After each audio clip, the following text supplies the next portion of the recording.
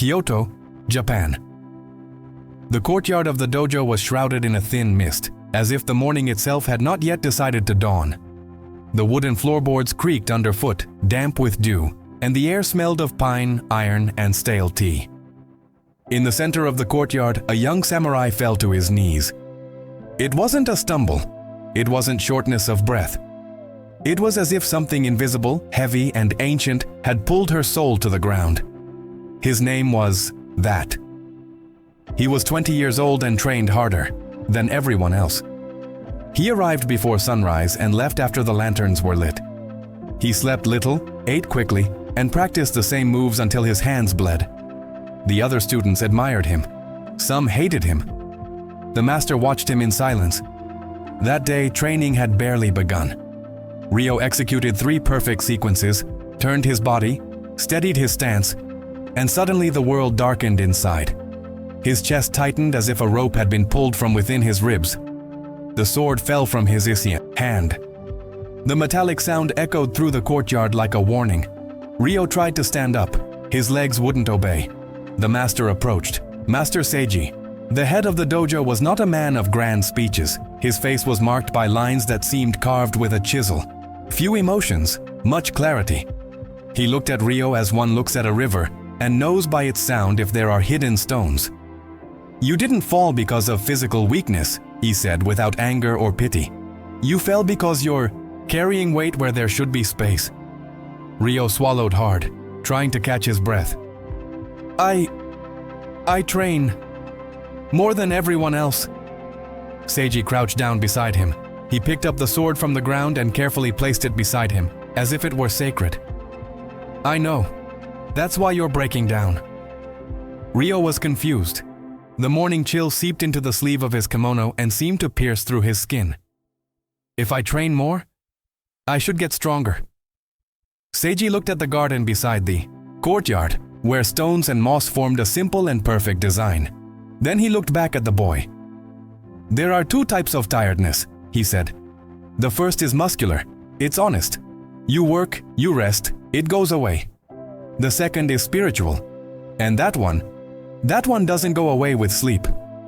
Ryo tried to answer, but his throat felt full of sand. Seiji touched his chest, right in the center with 2 fingers, as if pointing to a wound that no one else sees. Here. This is where your exhaustion comes from. It's not from the training, it's from the reason. The word motive entered Ryo's mind like a slow blade. He lowered his eyes.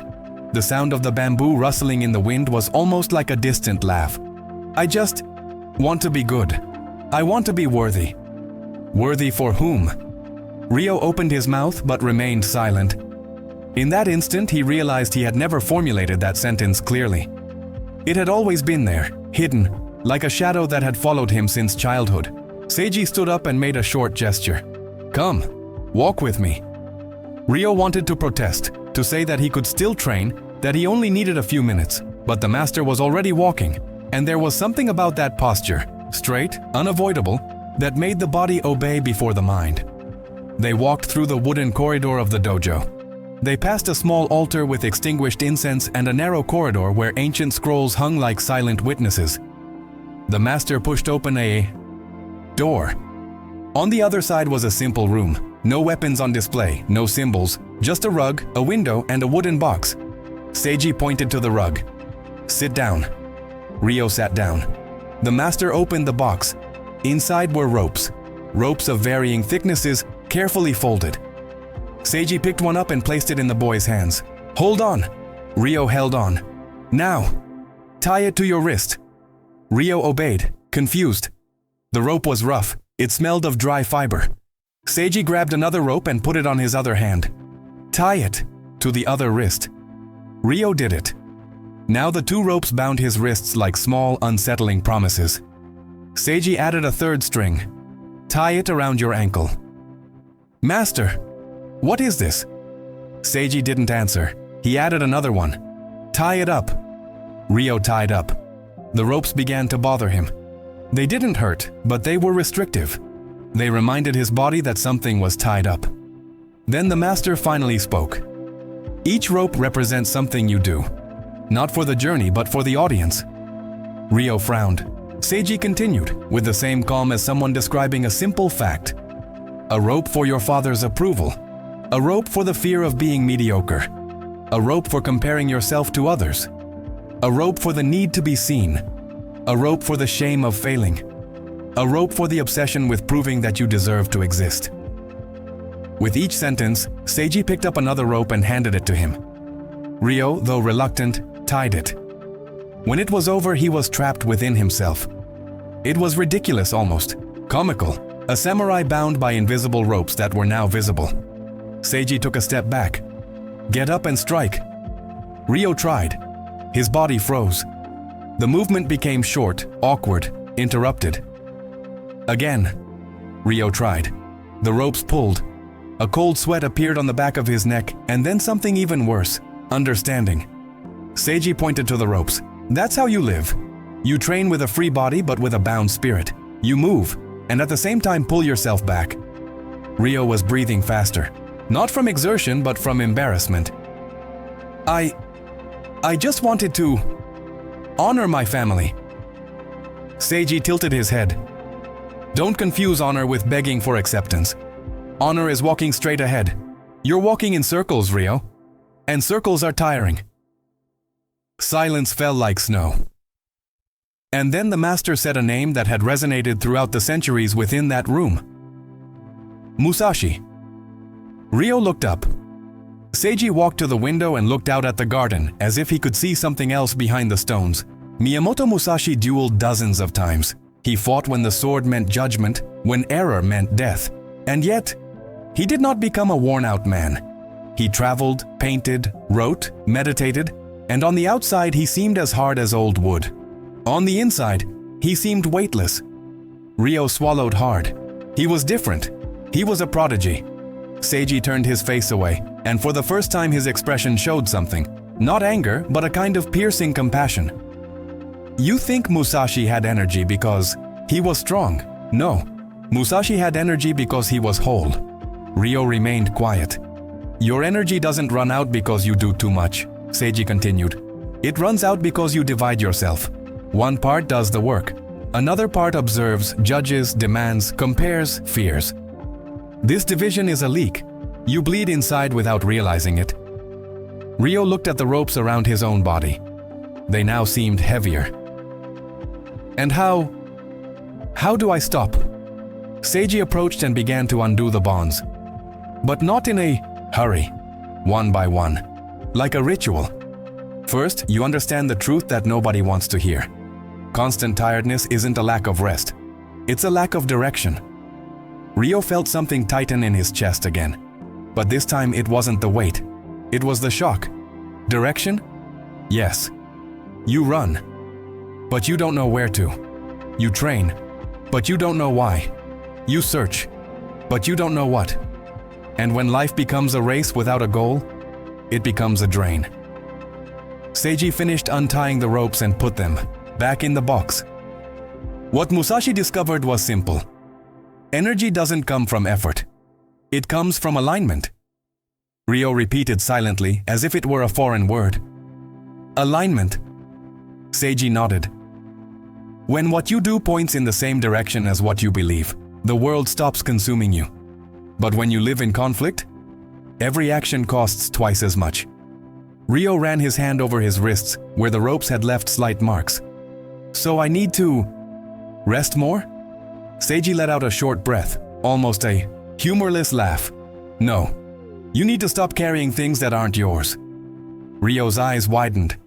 Things that aren't mine? Seiji picked up a thin scroll and placed it before him. It wasn't a long text. It was just a sentence, written in dark ink. Do nothing that is not useful. Ryo read it, and reread it.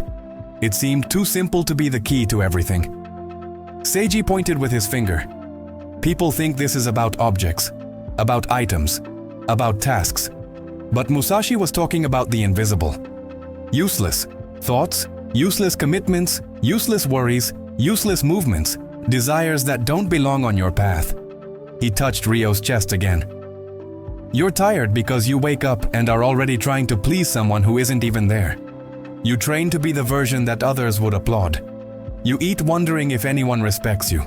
You go to sleep wondering if you were enough. And in the midst of all this, you're never at peace. You're never whole. Ryo felt his eyes burning. It wasn't outright sadness. It was the kind of emotion that comes when a mask cracks. I don't know how to stop. Seiji stood up, pulled the door open, and let the morning light stream in more brightly. You don't stop all at once. You learn. And it will hurt, because it's an addiction. An addiction to validation. An addiction to comparison. An addiction to being seen. He looked out onto the dojo courtyard, where the other students were still training, repeating moves with the seriousness of those who believe their future depends on correct posture. You will not be practicing swordsmanship tomorrow. Ryo raised his head, startled. Master, I came here to… Tomorrow, Seiji interrupted. You're going to train. The energy method, and before you touch a blade, you'll discover where your energy is leaking. Ryo felt a strange fear. Not fear of fighting, fear of looking at himself. Seiji took 2 steps and stopped at the door. 1 year. You give me 1 year.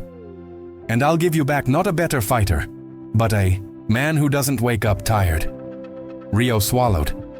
The dojo for a second seemed much larger than it was, as if that promise had opened a road he didn't know existed. What if I fail? Seiji didn't smile, but his voice was firm. You're already failing.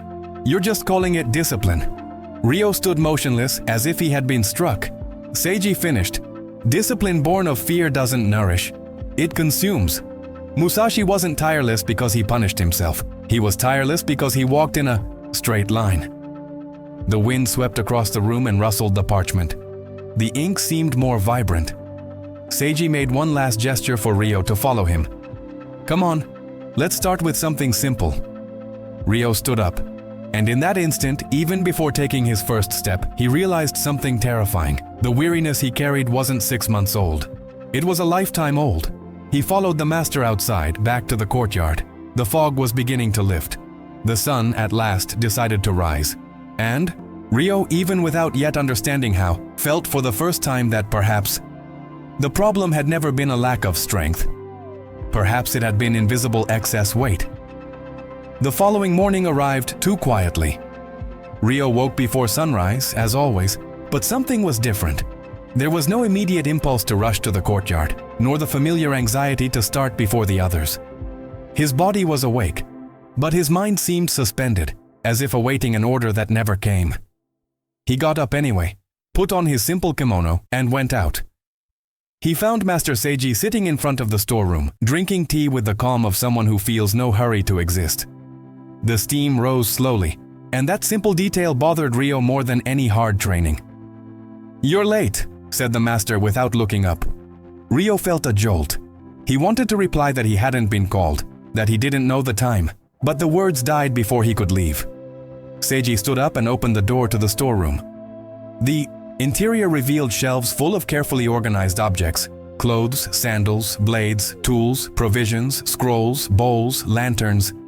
Everything there conveyed a strange feeling of controlled abundance. Come in, said the master. Ryo obeyed. Today you're leaving the dojo.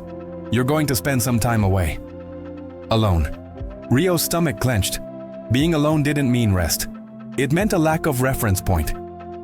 For how long? He asked. For the time it takes for you to realize where your energy is being drained, Seiji pointed to the shelves. Choose what you're going to take. Ryo began immediately. Habit took over. He gathered extra clothes, a spare blade, scrolls for study, utensils, excess provisions, small objects that gave a false sense of security. In a few minutes, a pile formed on the floor. Seiji watched in absolute silence. When Ryo finished, the master spoke. Now return everything that is not absolutely necessary. Ryo hesitated. But I might need it. Seiji looked at him with calm firmness. This sentence is the reason you're tired. The master began returning the items one by one, speaking as he went. There was no reproach in his voice, only observation. You may need it, or you fear you won't have it. You may need it, or you fear you'll fail. You may need it, or you fear you won't be prepared. You may need it, or you fear you'll lose control. Each object removed seemed to take with it a small internal resistance. Ryo felt a discomfort growing, not in his body but in something deeper, as if he were being stripped of justifications. When the process ended, only 4 things remained on the floor: the sword, a change of clothes, a bowl, and a simple cloth. Energy isn't gained by adding, Seiji said. Energy is conserved by taking away. They left the warehouse. The master pointed the way to the northern hills, where there were no defined paths, just open terrain, wind, and silence. This is the training, Seiji said. Ryo set off. At first he walked too fast. His body was conditioned to urgency, to produce, to advance, to fulfill. But as the hours passed, something different emerged, a restless weariness not emanating from his legs. Thoughts began to accumulate. Am I doing this right? What does the master expect? How long will this last? Even alone, Ryo still felt the presence of an invisible observer within his own mind. He stopped, sat on a rock, and took a deep breath. It was then that he realized with disturbing clarity, even there, with no one around, he was still trying to meet an expectation that didn't exist. That night, he built a simple shelter, ate in silence, and lay down on the cold ground. Sleep wouldn't come. His mind replayed scenes, glances, old conversations, failures and victories that no longer mattered. For the first time, Ryo understood that physical training had always served as a distraction. Without it, the invisible weight appeared naked. On the second day, he woke up even more tired, not from exertion but from internal friction. Every step seemed accompanied by a voice commenting on everything. You're slow. That's not enough. Others are progressing while you're wasting time. The voice never stopped. Ryo realized something that chilled him to the bone. That voice never asked what was true, only what would be seen. It never sought alignment, only approval. He sat on the ground and for the first time didn't try to silence it. He just observed. And he realized that this division, one Ryo walking and another judging, was the real source of his exhaustion. On the third day, he encountered an old hermit by a stream. The man was washing a bowl with slow movements, completely present. Ryo observed him for a long time before speaking. When he finally asked if the old man didn't tire of that simple life, the answer came without hesitation. I'm already tired of tiring myself. The hermit said that the effort born from the need to be something for someone never nourishes. It only drains. What sustains, he explained, is acting without an audience inside your head. The phrase was etched into Ryo like a silent mark. When he returned to the dojo days later, Master Seiji noticed immediately. Something had changed, even if nothing was visible. Ryo seemed lighter. Not more confident, not stronger, just less fragmented. Seiji said he had closed the first crack. A cracked vessel never fills. Ryo was beginning to understand that his tiredness didn't come from how much he did, but from how he did it. That night, he slept soundly, not from exhaustion, but because, for the first time in many years, there was no one inside him demanding that he be anything else. The day after Ryo's return, training resumed. The dojo courtyard was once again filled with familiar sounds, feet touching the wood, controlled breaths, the dry impact of training blades. For all the other students, nothing had changed. For Ryo, everything seemed subtly different, as if the world had the same shape, but a different weight. Master Seiji didn't explain anything. He just observed. Ryo realized this from the very first movements. His body knew what to do, as it always had. The difference was in his mind. Before, each strike was accompanied by a parallel thought. Am I doing it right? Did the master see? Am I better than yesterday? Am I worse than someone else? Now, something strange was happening. When he raised his sword, there was only the raising of the sword. When he advanced, there was only the advance. But this clarity didn't last long. It only took a few seconds for the old division to try to return. Seiji interrupted the training session without warning. It seems. Ryo froze mid-movement. What were you thinking? Ryo hesitated. I wondered if my basis was correct. Seiji nodded slowly. That's exactly where your energy escaped. Ryo frowned. But isn't thinking about technique necessary? Think beforehand, yes. Think during, no. The master walked to the center of the courtyard and demonstrated a simple strike. No excessive force, no fancy gestures, just the essentials. His entire body seemed to respond to a single intention. When you act and observe your own action at the same time, Seiji said, you divide yourself. One part executes, the other judges. This division costs energy, more than any physical training. Ryo felt a slight unease. This was all too true. Musashi understood this early on, the master continued. In real combat, thinking while moving is to die. That's why he extended this principle to his entire life. Eating while thinking about something else, walking while wishing you were somewhere else, training while thinking about the outcome. All of this is fighting against oneself. Seiji si approximo de Ryo. Today you're going to practice one thing, doing it without internally commenting on it. Ryo nodded. The training resumed. And it failed. Many times. The mind insisted on returning, like a muscle addicted to tension. But something had changed. Now Ryo perceived the exact moment when he split. It was like hearing an internal snap. Whenever comparison, judgment, or expectation arose, his body felt heavier. Whenever there was only action, the movement flowed with less effort. As the days passed, this perception became clearer. Ryo began to notice something unsettling. It wasn't the training that tired him. It was the mental commentary about the training. It wasn't the mistake that drained his energy. It was the story he told himself about the mistake. It wasn't facing someone better. It was measuring his worth based on that. Seiji watched everything in silence. Then, one afternoon, he called Ryo aside. Today you're going to fight Kenzo. Kenzo was more skilled, faster, more respected. Before, just hearing that name would create tension in Ryo. That day, something different happened. There was no anticipation, just a slight internal adjustment, like accepting the rain without arguing with the sky. They took their positions. The fight began. In the first few seconds, Ryo felt the old trap trying to form. He noticed the thought arising. He is better. And right there, he remembered the training. He didn't resist the thought. He simply didn't follow it. He returned to his body, to his breathing, to the immediate movement. Something fell into place. Kenzo attacked with precision. Ryo responded. Not to win, not to prove anything. He simply responded. Time seemed to stretch out. The noise of the dojo disappeared. There was only action happening on its own. After a few minutes, something unexpected happened. Kenzo began to breathe more heavily. His shoulders tensed. His punches lost their lightness. Ryo, on the other hand, felt strangely stable. Not euphoric, not aggressive, just present. The fight was interrupted. Kenzo stepped back, confused. How are you still so calm? He asked. I'm exhausted. Ryo didn't know how to answer immediately. He just felt it. Later, Seiji explained. Kenzo fought to win.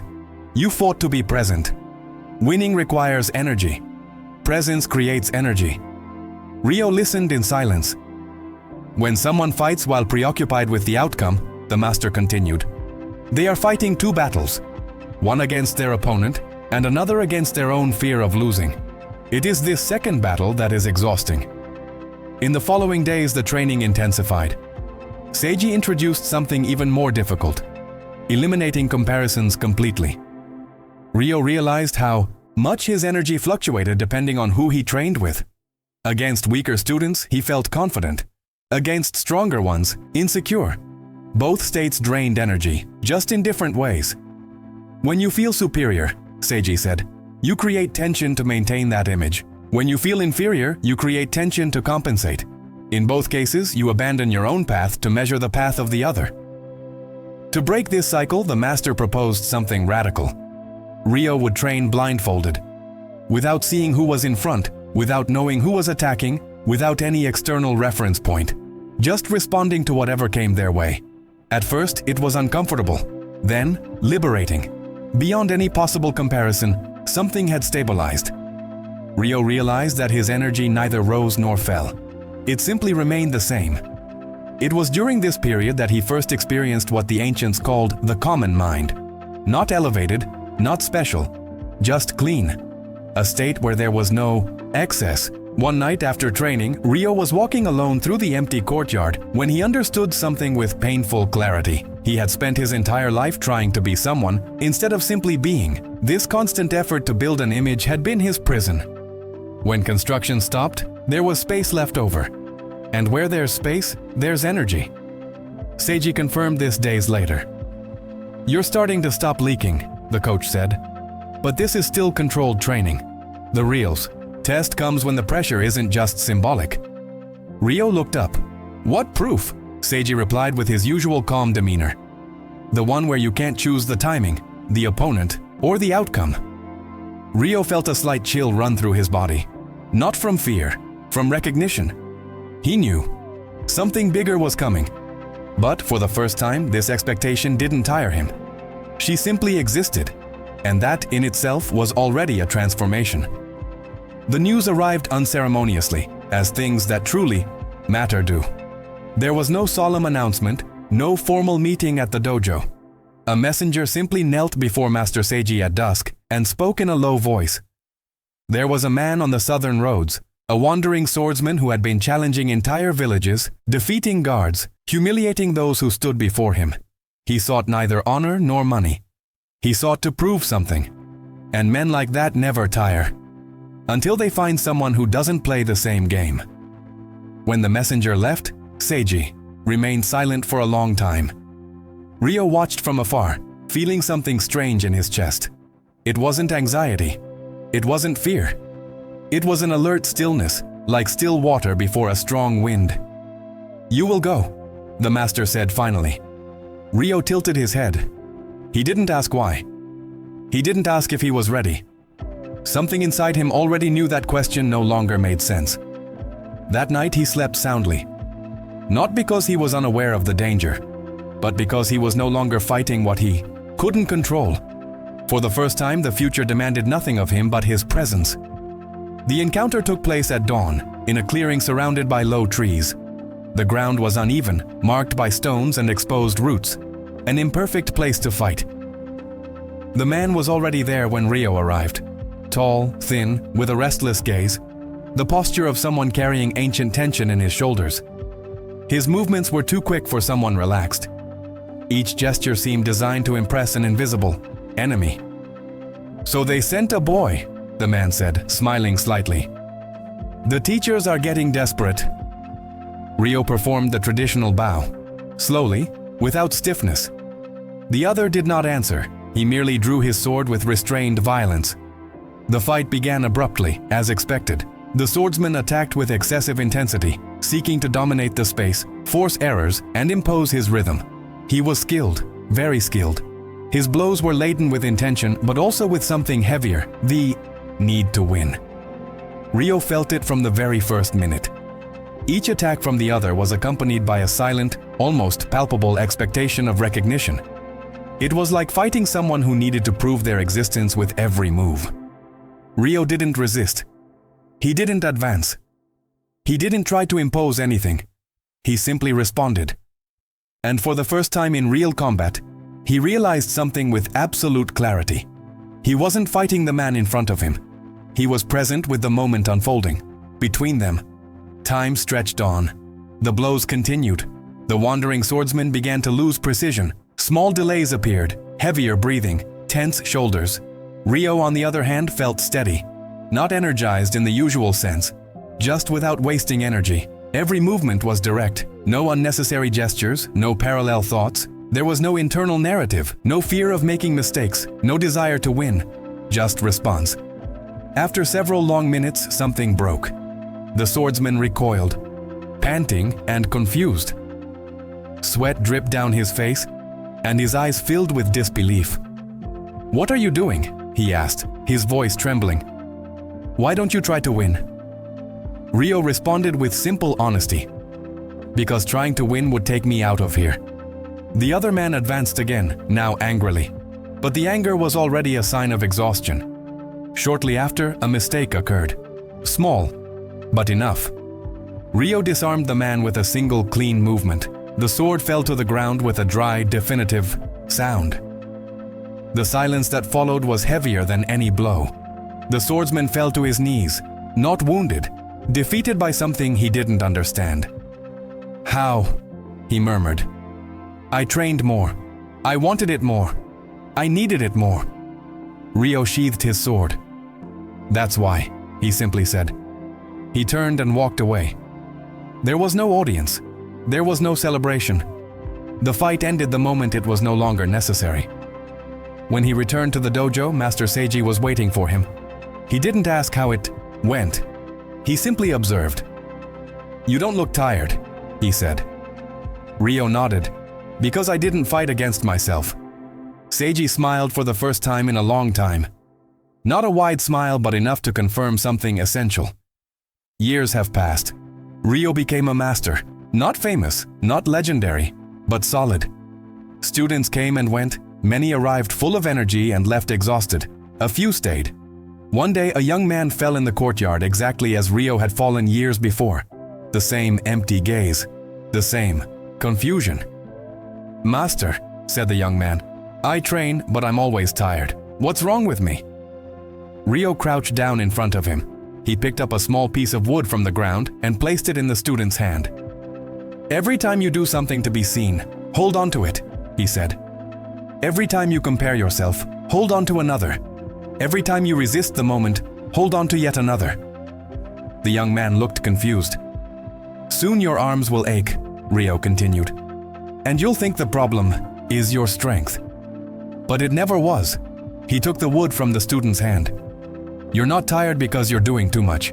You're tired because you're carrying things that aren't useful on your path." The young man took a deep breath. "So how do I begin?" Ryo pointed to the empty courtyard, removing what is no longer useful, starting with the idea that you need to be something to someone. The wind swept through the dojo gently. The leaves moved effortlessly. Ryo watched his students training and understood, with quiet clarity, what Musashi had understood centuries before and what few truly accept. Energy is not something you create. It's something you have left over when you stop wasting it. The straight path doesn't tire you. What tires you is walking in circles, trying to be seen, trying to prove yourself, trying to conquer something that was never outside of you. Ryo closed his eyes for a moment. The body was calm, the mind silent, the spirit whole. And that was all. Ryo's story doesn't end in the dojo, nor in the hills, nor in that silent combat. It continues whenever someone wakes up tired without knowing why. Whenever someone works hard, strives, persists, and yet feels the emptiness growing inside. The lesson that runs through this journey is simple, but difficult to accept. The weariness that destroys us most doesn't come from the body. It comes from a divided mind. It comes from living, trying to live up to expectations, prove oneself, compete, resist what is. Musashi's energetic method doesn't teach you how to do more. It teaches you how to remove excess useless thoughts, others' expectations, constant comparisons, and imagined results. When action and purpose point in the same direction, energy stops leaking. When you stop running in circles, the straight path emerges. And it doesn't tire you. Perhaps you don't wield a sword. Perhaps your battlefield is work, relationships, your own mind. Still, the principle is the same. Presence instead of performance, alignment instead of blind effort, simplicity instead of accumulation. It's not rest that's lacking. It's clarity. If something in this story touched you, don't just turn it into another pretty idea stored away. Observe where your energy is being drained. Ask yourself honestly what truly serves your path, and start, today, to remove what doesn't. Because true strength doesn't lie in lifting more weight. It is in stop carrying what was never yours. If this story resonated with you, if at any point you recognized yourself in Ryo's weariness or the invisible weight he carried, then this content wasn't just entertainment. It was a calling. Here, every story, every lesson, every narrative exists to help you align mind, action, and purpose, and not just consume more empty words. Subscribe to the channel to continue walking with us. Every week, new stories and profound teachings inspired by samurai philosophy and ancient wisdom, applied to real life, modern challenges, and the unseen weariness. Turn on notifications because this path isn't built on fleeting motivation, but on consistent practice. And if you want, leave a comment saying, "What invisible weight have you realized you need to remove?" The straight path doesn't tire you, and it begins with a choice.